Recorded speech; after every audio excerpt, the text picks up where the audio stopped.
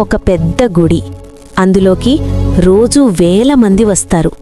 కాని అదే గుడి మెట్ల మీద ఒక చిన్న జీవితం పెరుగుతోంది. దేవుడి గుడి మెట్ల మీద ఒక చిన్ని గుడ్డలో అతన్ని వదిలేసి వెళ్ళిపోయారు. ఎందుకు? ఎవరు? ఏ సమాధానమూ లేదు. ప్రతి ఉదయం గుడి గంటల శబ్దంతోనే అతని నిద్ర లేచేది. అభిషేకం నీళ్లు అతని కాళ్లను తాకితే చలితో వణికిపోయేవాడు. భక్తులు లోపలికి వెళుతూ కొంతమంది నాణం వేస్తారు, కొంతమంది ముఖం తిప్పుకుంటారు.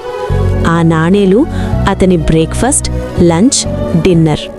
స్కూల్ బ్యాగ్ మోసే పిల్లలను చూసి అతను గుడిమెట్ల మీదే కూర్చుని అక్షరాలు నేర్చుకునేవాడు. ఒకసారి ఓ పిల్లాడడిగాడు, "నువ్వు ఏ క్లాస్?" అతను నవ్వుతూ అన్నాడు, "నేను గుడి క్లాస్." వర్షం పడితే గుడిమెట్లే అతనిల్లు, ఎండకాలితే అదే మెట్లే అతని నీడ. రోజూ దేవుణ్ణి చూసి ఒకటే ప్రార్థన, "నాకు అన్నం కాదు దేవుడా, ఒక అమ్మ కావాలి." సంవత్సరాలు గడిచాయి. ఆ చిన్న పిల్లాడు ఒక యువకుడయ్యాడు. కాని జీవితం మాత్రం అతన్ని ఎప్పుడూ మెట్ల దాటి పైకి తీసుకెళ్లలేదు. ఒకరోజు భక్తుల గుంటులో అతను కుప్పకూలిపోయాడు. ఎవరూ ఆగలేదు, ఎవరూ చూడలేదు. అది గుడి ప్రాంగణమే.